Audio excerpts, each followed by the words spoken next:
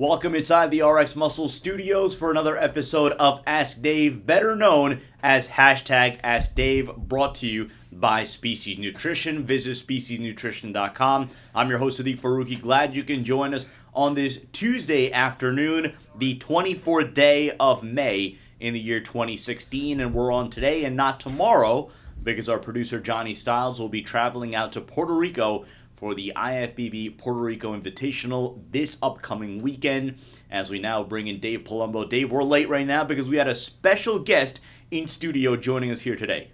Yeah, we should have really filmed something with him because it would have been cool. But Nathan Diasha stopped in. He's been staying out here on Long Island. He's heading now over to California for that California Pro this coming weekend. Hopefully he'll snag the win there and get the qualification for the Olympia. Although he also tells us that according to his Camel Crew sponsor, Beta Badai, he'll be doing the Toronto show the week after that. So he's got 3 shows. He'll be hitting the New York Pro. He just finished. He finished 7th there, controversially, I may add.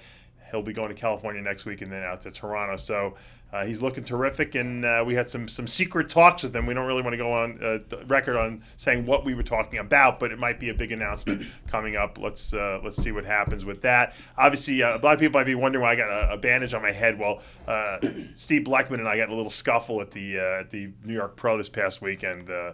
You were jumped. Yeah, it's not a scuffle. You got jumped. Yeah, he hit me with a baseball bat, but I have a big head. Luckily, the bat broke, and I just needed a few stitches. That's about it.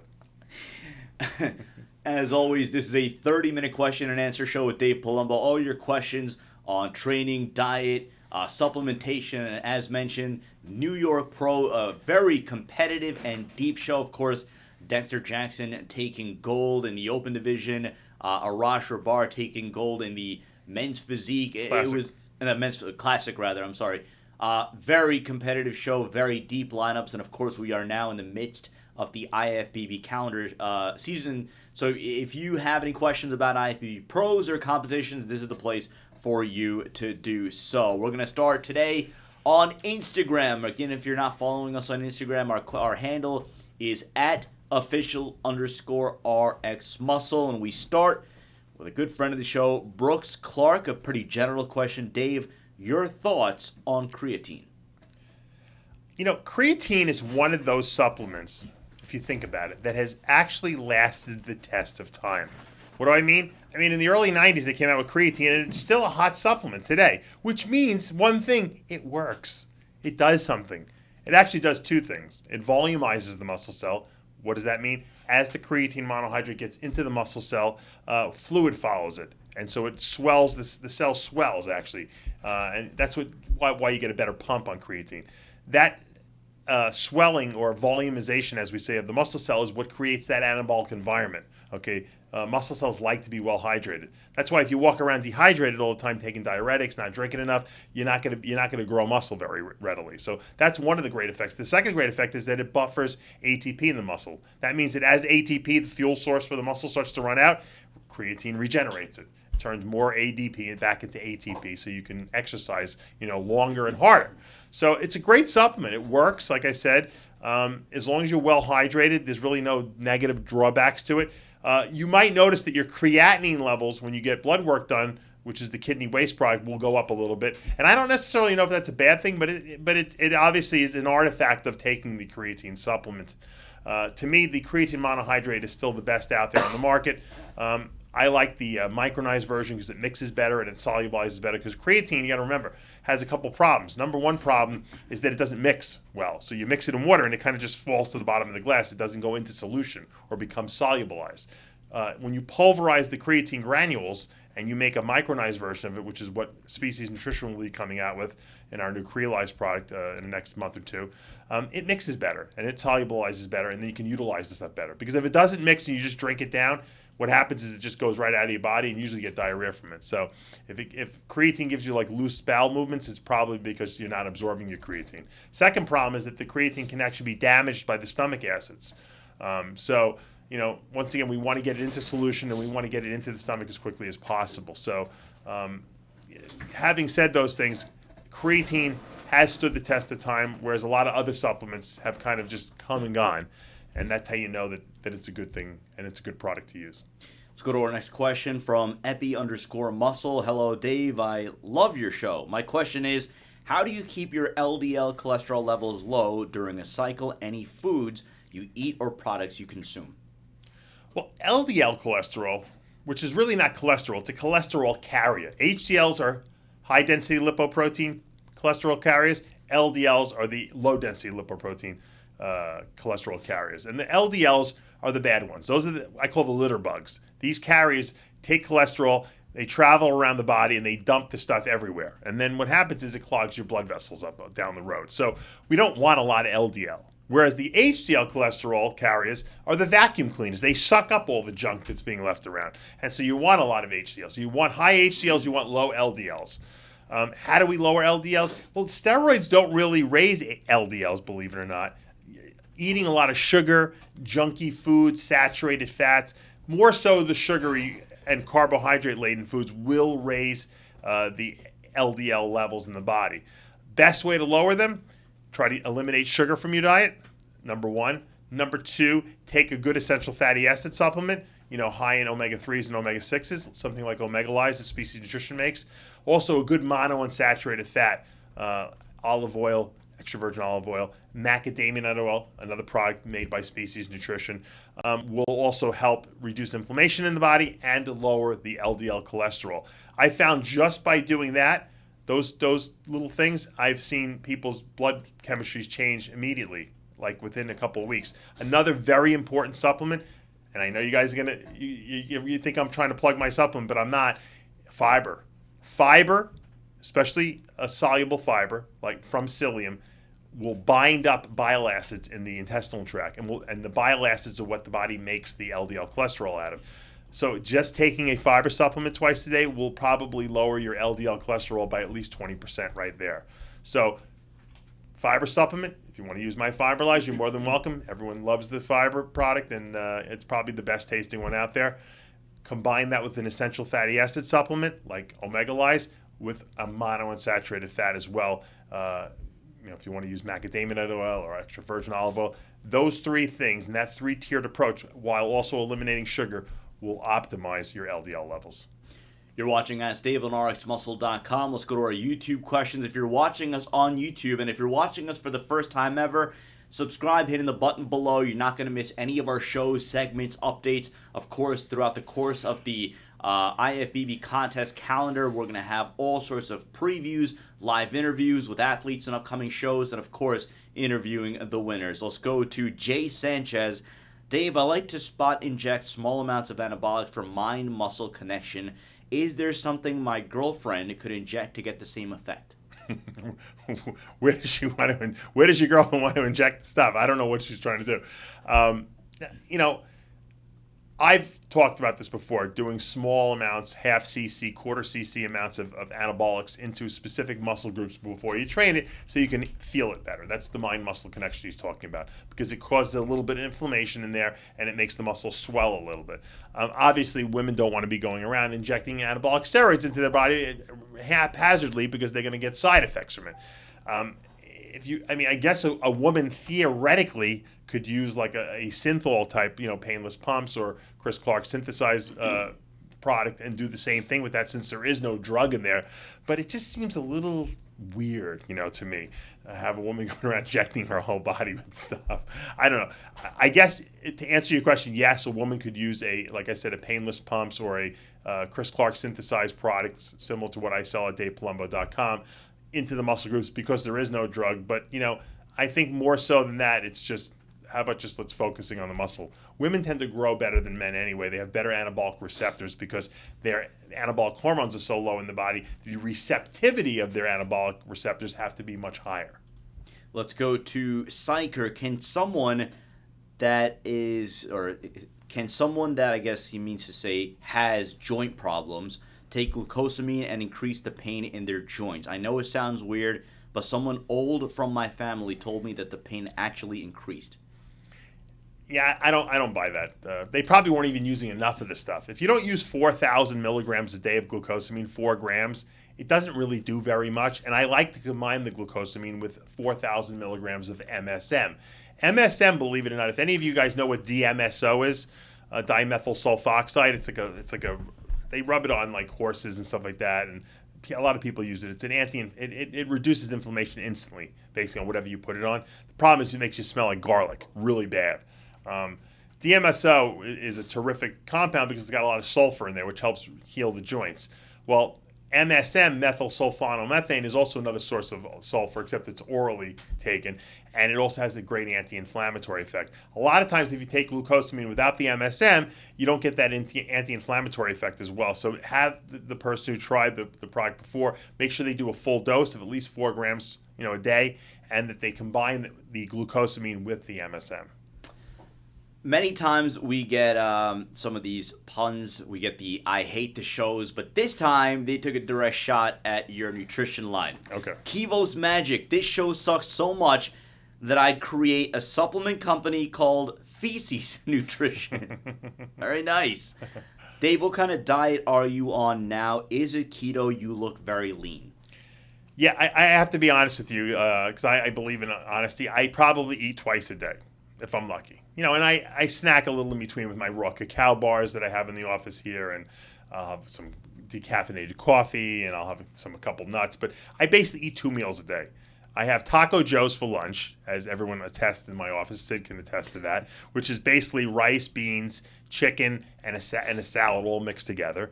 And then at night, I have, if I could go to sushi, I could go for Thai food, I might even go for Italian, but if I'm eating in the house, which is most of the time, I usually have pretty much the same thing. I do like a basmati rice with salmon, or mackerel, and I mix in a salad. I have like salad greens and broccoli. I do all my vegetables raw. I just love them raw, and I'll combine that with. I'll usually have some half sour pickles, as you guys know. I'm into the pickle thing, and that's it. I'm probably eating protein seriously like twice a day. Maybe I get 90 to 100 grams a day, because if I eat more than that, I put weight on, and I'm trying to keep my weight around 212, which is what it is right now. I feel good. I'm real lean. Once again, it's not a calorie thing with me. It's keep my protein down. I could eat. Look. There's days where I eat like 2-3 slices of pizza on top of that, because I got a very fast metabolism. It depends how I feel, but I eat relatively clean. I don't eat anything with refined sugar, as a lot of you guys know. Sid went away on his honeymoon to Cancun, and he brought me the perfect gift. He came back with this huge chocolate bar. Except it's not really a chocolate bar. It was a 100% cacao bar. It didn't even have any sweetener in it. It's like raw. It's like the rawest thing. Not many people can get this thing down. I could, because I'm pretty extreme. But that's really what I eat. I found a new thing at the supermarket, so you guys might be interested. I know you guys like when I point out new foods. They make an ice cream now with exclusively coconut milk, coconut like butter in there, or whatever they put in there, coconut cream, excuse me. And there's a little bit of cane sugar in there, like organic cane sugar, but I'll tell you, it tastes exactly like ice cream, and there's no dairy in it whatsoever. It's the greatest invention of all time. I'll do a video on it in my house, because I don't remember the name of it right now, but I found it at Stop and Shop, and I'm obsessed with it. Let's go to Victor Drozda. Hey Dave, I'm currently running PCT. My question is, should my diet and training change during off period? I would say no. I always tell people, if you're trying to maximize gains, even when you're off cycle, okay, you want to continue to lift as heavy as you can with good form. Now, your weights may drop off a little bit because you're not on a cycle, but don't purposely lighten the weights. Train heavy as much as you can, or whatever feels heavy to your body. You might be squatting 500 pounds when you're on a cycle. You might only be able to do 350 when you're off cycle, but 350 probably feels like 500. So your body is still getting maximally stimulated. I always felt that's the way to grow. That's the way to put muscle on. If you lighten the weights up purposely, you're probably just going to lose muscle, because your body's going to say, wait, we don't need all this muscle. We're not lifting that heavy anymore. So once again, don't train stupidly, though. That's the only thing I have to point out, because a lot of people will try to continue to train heavy, but with terrible form. That's a recipe for injury. You're watching Ask Dave on RxMuscle.com, brought to you by Species Nutrition. Let's go back to our Instagram questions and go to Hoodman521. Dave, your show is horrible. How long were your breaks in between, and how long were your overall workouts? I try to keep my workouts under an hour. Sometimes I had longer workouts. They went an hour and a half, because I do take a lot of rest. When you're squatting 500-600 pounds, you got to take 3-4 minutes between sets. You got to catch your breath. You got to let the muscle recover, or you're not going to have a good next set.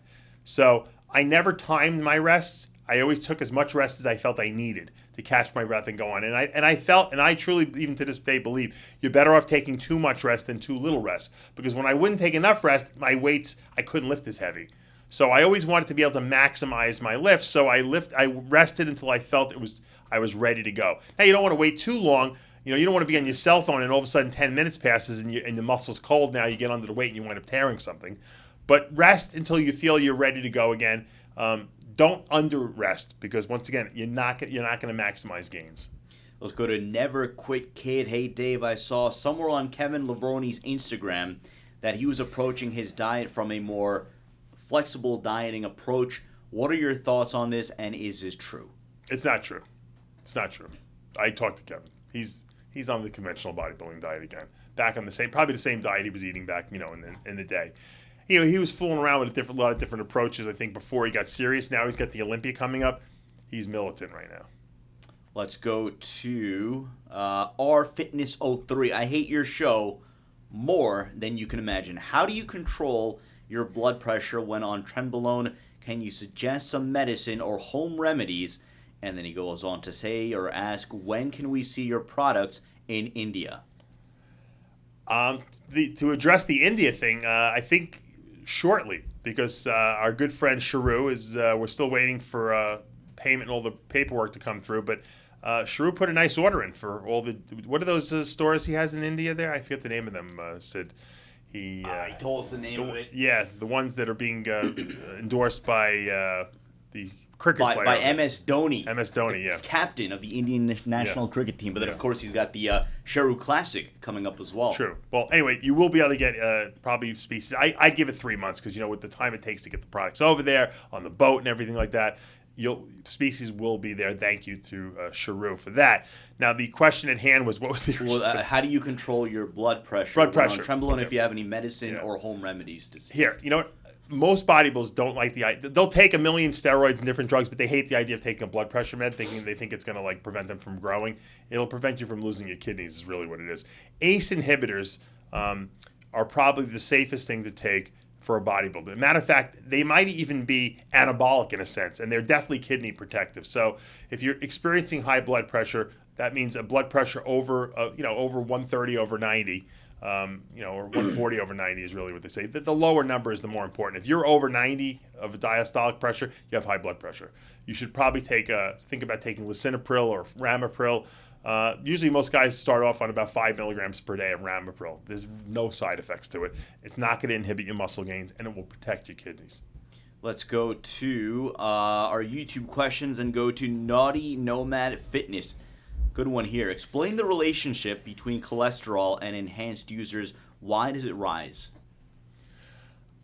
The problem is we talked about before, the LDL and HDL cholesterol. Usually in steroid users, the HDL, the good cholesterol, goes down, and the bad cholesterol, LDL, goes up. A lot of times it has to do with diet, because my cholesterol never went up when I was on steroids, because I always ate a really good diet. Even when I had my McDonald's meal once a day, it still never went up, because most of the meals that I ate were not shit meals.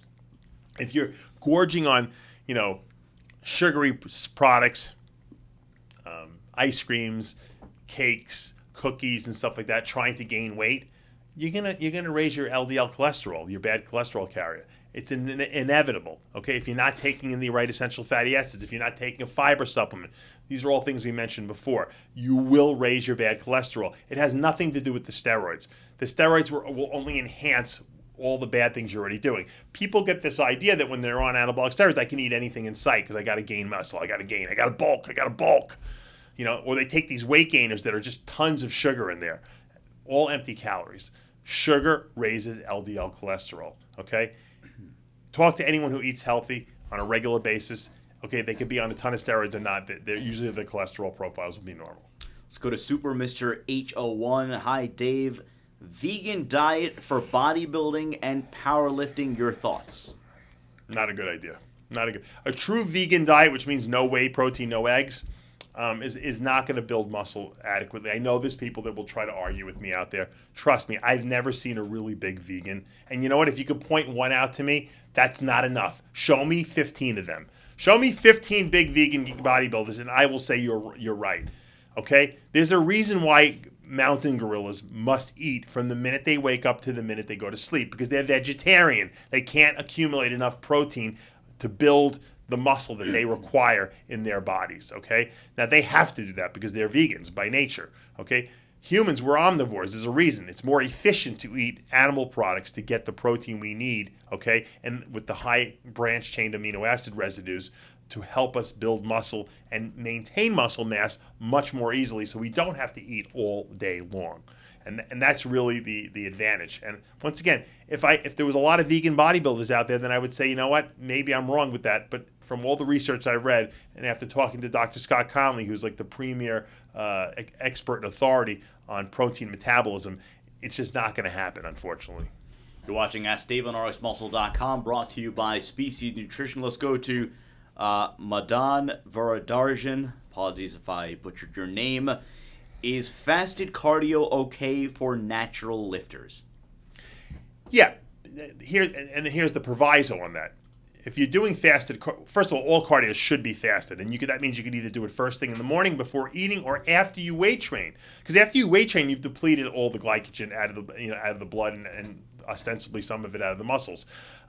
So fasted cardio is the best way to burn fat. The key is not going too high of intensity. Once the intensity level gets too high, you're not using stored fat as a fuel source anymore. You're using carbohydrates as a fuel source. We don't want to do that. We want to maximize stored body fat burning, okay? So keep the intensity level lower when you're doing cardio, even if the duration needs to be longer for you to burn the fat you want. Let's go to... Johnny's giving me a couple more here. I'm going to go back to the Instagram questions. Liam. Always look at that L. Liam Pepin wants to know if you think that there will be a pill that will contain all the nutrients you'll ever need for one meal, maybe in 50, 100, or 500 years. Who knows? My own invention idea was if you can get some machine, like they have these machines that they make these like fake diamonds out of. Said they take like carbon and they can compress the carbon so great that they actually turn it into a diamond. Yeah, they could do that now. They're like fake diamonds. But I was thinking if they could take food, and freeze dry it and then compress it like into like a little pill-like form, and when after you eat it, it kind of expands in your stomach and you get all the nutrients because it's all jammed in there. That was my invention. So if anyone steals it out there and makes $1 billion, I'm gonna be really pissed off. Unless you get a royalty check in the mail every month. That's right. Let's go to. I'm gonna skip over that part. Someone in a sex tape from K Farley 41. Why do you prefer the keto diet as opposed to other coaches' diets? Better benefits, healthier overall? Yeah, I've said this before. I'll say it again because I think it warrants repeating. But the reason most people fail on diets is not because they can't stick to the plan. It's that they just feel terrible. Okay, meaning their blood sugars are all over the place. They get grumpy. They get irritable. They get hungry. Okay, they can't focus because their brain has no fuel. If you're eating a low-carb diet or, a moderate carb diet, invariably you're going to run out of carbohydrates. And when you run out of carbohydrates, your brain has no fuel, okay? So your brain starts getting wacky, and you start feeling bad, and you start getting mad at people and getting irritable. And that's the reason most people fail on diets, okay? I'm not talking about the elite bodybuilders of the world. I'm talking about 99% of the people in this world who diet fail because their blood sugars are screwed up. A ketogenic diet addresses a number of issues. Number one, it optimizes hormonal environments, okay, so that insulin levels are low, which is the hormone that stores fat, and growth hormone levels are high, the hormone that burns fat. So right away, we're creating an environment for fat burning, okay? Secondly, it provides essential fatty acids. In other words, if you're eating a moderate to higher carb diet, you got to get rid of fats because we know we can't get rid of protein because we need that to repair muscle, okay? So if you get rid of fat, and we know, these fats are essential to the body, we're going to be in an essential fatty acid deprived state, which means your body's going to want to hoard fat. Okay, so now not only is the brain not functioning well, but now your body's trying to hoard fat because you're not giving it enough fat. So a ketogenic diet is perfect because number one, it gives your body the protein it needs. It gives your body the essential fats it needs, so it's not going to go into that hoarding or starvation mode, okay? And it switches the metabolism of the brain from burning carbs to burning fats. And guess what? You don't run out of fats because we got plenty of stored body fat, so the brain has an unlimited source of fuel. Okay, blood sugar levels are stable because we're not dipping. The brain is not dipping in there for fuel, so you feel good all the time. You don't get mood swings, and you don't have sugar cravings because your brain is not using glucose as a fuel source. It's using fat. It's the ideal environment, okay, for burning stored body fat. Okay, so for 99% of the population, putting aside the Phil Heaths and the guys at the top who can burn anything, myself included, okay, most people will succeed much better on a ketogenic diet, okay, because of the fact that we've created a hormonal environment that's conducive to fat loss, and we've given the brain an unlimited fuel source.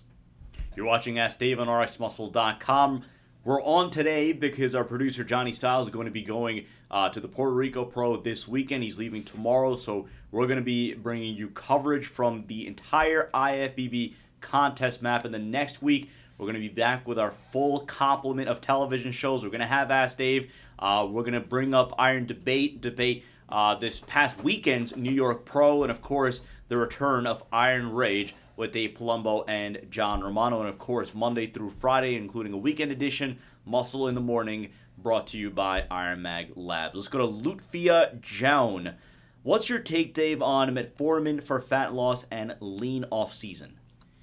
Well, metformin doesn't burn fat. What metformin does is it increases insulin receptors so that the body's more receptive to insulin.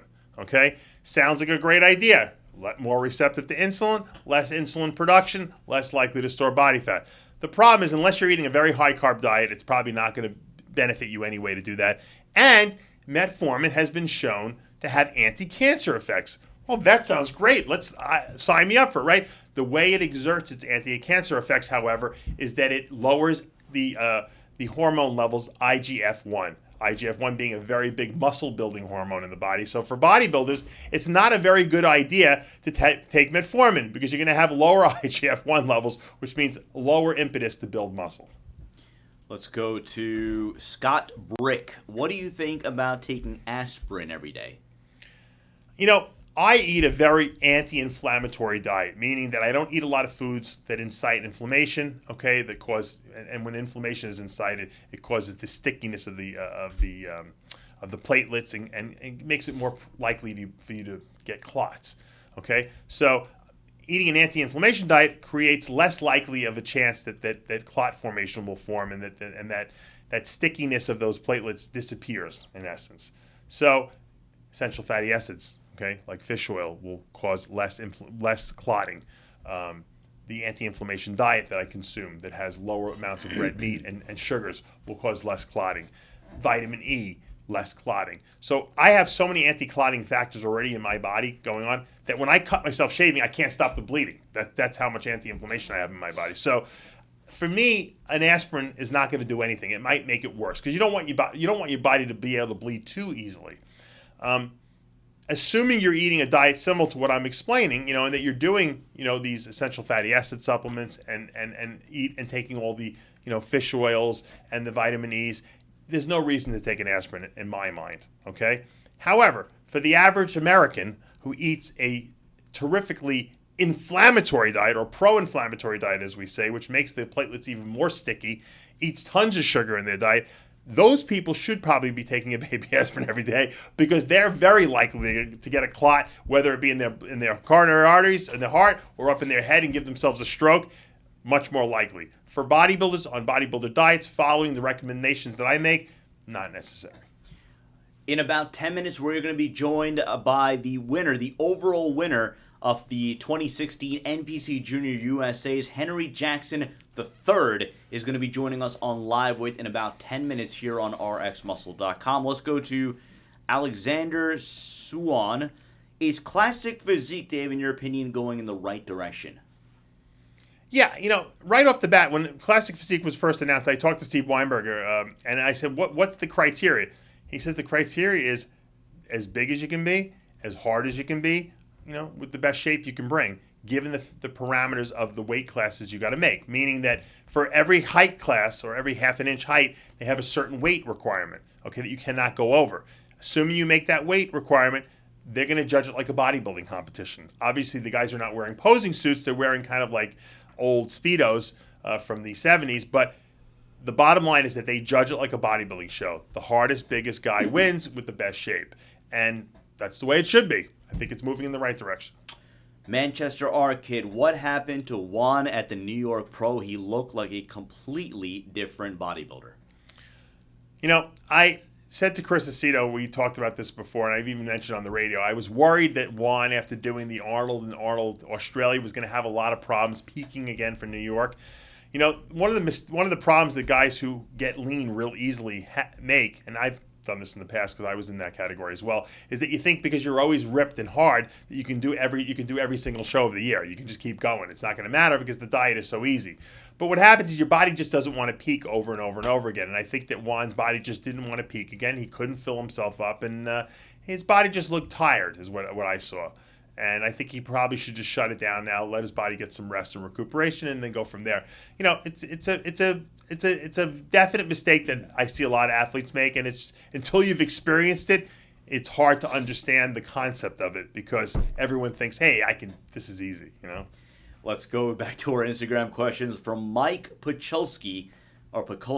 I hate this show so much. I'd rather eat Chris Aceto's muffins with fiber lies and do squats with Ronnie Coleman with George Farah standing behind me yelling, "Go deeper." Graphic. Dave, will you ever share your off-season and pre-contest cycle with dosages? I've done it before. It's floating around the internet. You guys can find it, I'm sure. My recommendations that I make nowadays, I teach at the Secrets of Becoming a Diet Guru course that I give. By the way, I have one coming up June 18th, Saturday, June 18th, here in RX Muscle Studios in Westbury, New York. There are 3 spots left, guys. 3. Almost filled up the class. You know, it's a 10-hour class. I give you lunch and dinner.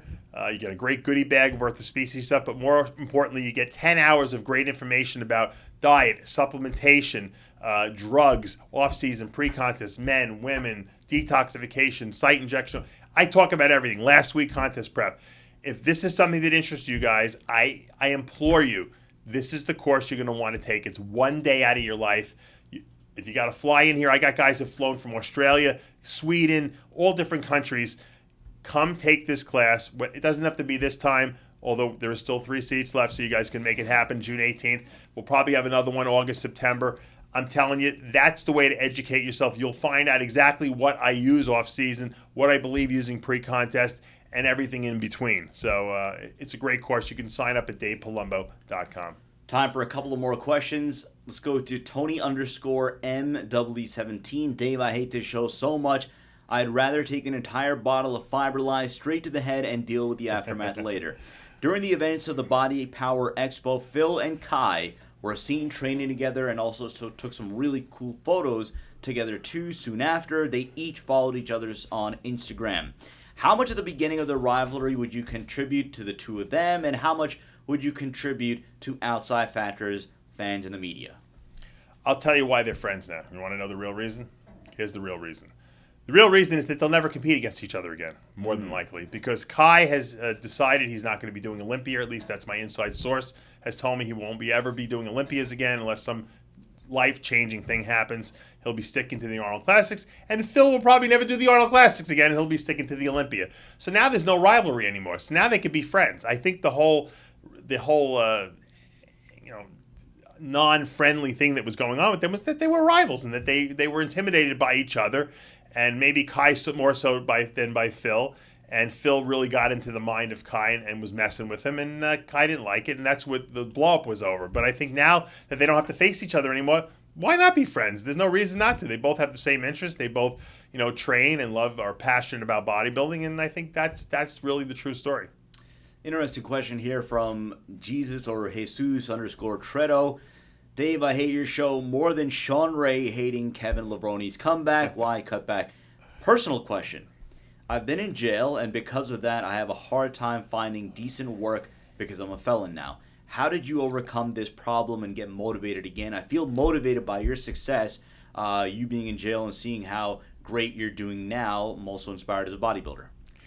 Well, the difference is that I didn't need to get a real conventional job. I was always my own boss, and I was always my own, business owning, type of situation. When I got out of jail, Steve Bleckman gave me a great job.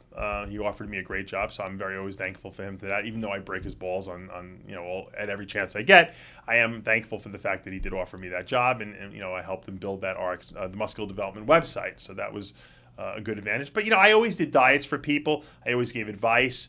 I always wanted to start my own supplement line. So I kind of didn't let anything that had happened in my past affect my future. If you dwell on, oh, I fucked up, oh, I messed up, I'm not going to be able to get a job, don't think about it. Think about what you want, not what you don't want, because you get what you think about, whether you want it or not. You understand? You think about the negative stuff, that's you get more negative stuff. Don't think about it. Just go and do what you want to do. Okay? There's plenty of places you can get a job training people or whatever your passions have to be. You can have businesses at your house. I breed snakes now. Who the hell thought I was going to make money breeding snakes? But I am. Because I love it, And I do videos on it, and people contact me. How do I buy this?